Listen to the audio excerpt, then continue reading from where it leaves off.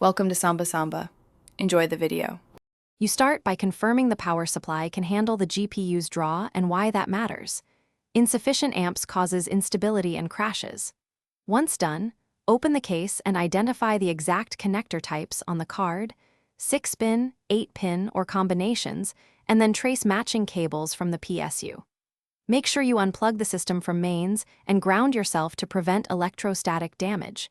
This protects components and you. Now position the case for easy cable access, so the next steps are straightforward and safe. You route the correct PCIe cables from the PSU to the GPU, and here's why. Dedicated lines deliver stable current, preventing voltage drop. Once routed, tuck them behind the tray to preserve airflow and reduce strain. Then align each connector carefully. An 8-pin won't fit a 6-pin slot. Press straight until you hear or feel the latch click. Partial seating looks connected but causes power glitches.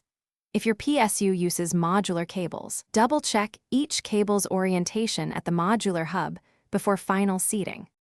You power the system and watch for immediate signs. Fans spin, post completes, and the display shows output. These confirm successful power delivery.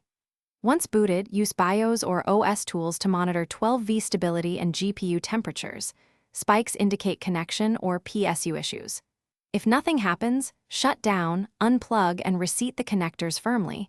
Make sure modular pins are fully inserted. If problems persist, swap cables or test another known good PSU. This isolates a bad cable, connector, or failing power supply.